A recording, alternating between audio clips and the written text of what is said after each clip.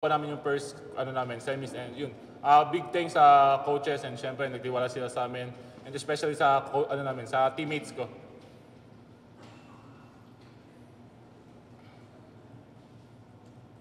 Thank you, Justin. Now we would like to open the floor to our friends from the media.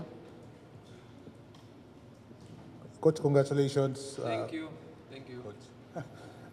Coach, nung na-foul out si Dion Thompson with around 8 minutes left in the third, parang doon nag-shift yung tide ng game na-control niyo yung loob with your 3 big men. How big was that? Oh, that's big import conference eh. Whenever you have an import tapos yung kabila wala, malaking bagay yun. Pero still, we weren't able to control that game nung third quarter. I think late in the fourth pa eh. If you can remember, mga nagpapalitan pa yung lamang nun eh. Or lamang man kami pero isang possession lang. So that's a testament on how good the other team is. Yun nga lang, at least it's a good break for us. Nawala si Dion, who's really a big presence inside.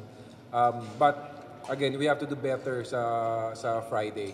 Hindi na kami kailangan umasa sa ganyan kasi we just had the break na fouled out siya.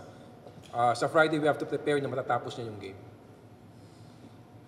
But with the height advantage you had, do you think even with Thompson for game 2, you could, kumbaga, you have control dun sa loob and possibly have that advantage to finish off rain or shine?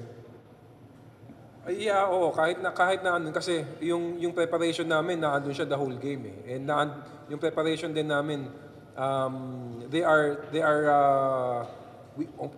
we want to match up with them at their best. So yun ang pinagpreparahan namin. So same way.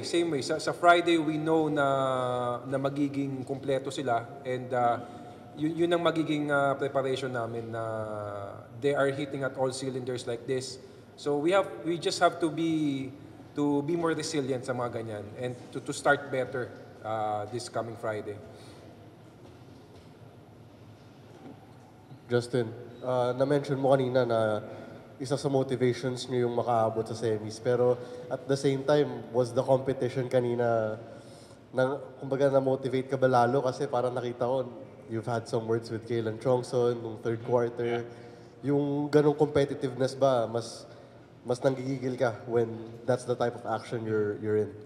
Siyempre, mas nakaka-motivate lalo na kung gusto mong pakita kung sino ka. I mean, kung anong kaya mo sa loob ng court. And syempre, yun, Chongson is a competitor. So, hindi naman ako pwedeng parang magpabully lang. Syempre, kung kaya kong pumalag, papalag naman talaga. So, yun.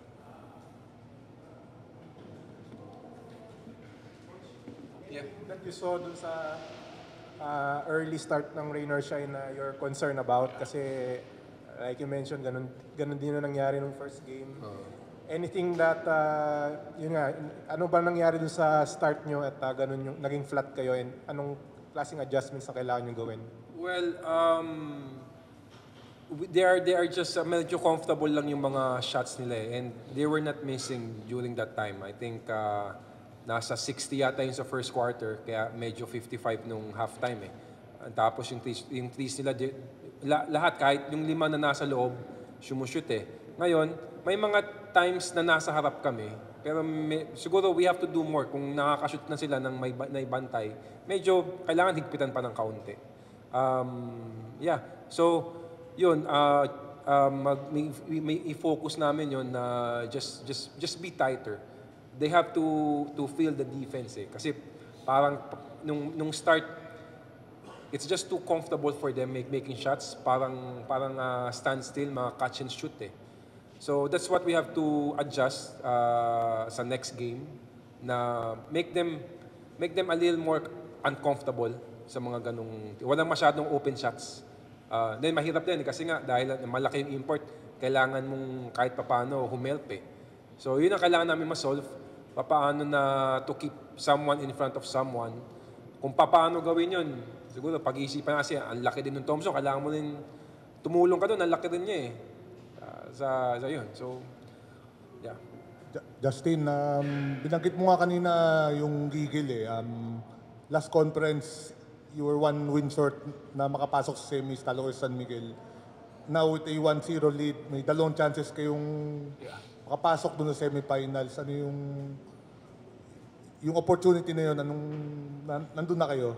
Siyempre, malaki para sa amin yun. Pero yun nga, hindi naman namin mamadaliin yan. Kung siyempre, one game at a time pa rin. Siyempre, hindi kami pwede magkumpiyansa sa Rain or Shine kasi super talented team talaga sila. So, one step at a time lang kami and pagtatrabuhan namin and mag-a-adjust kami kung ano man yung mga mahanap namin versus sa Rain or Shine.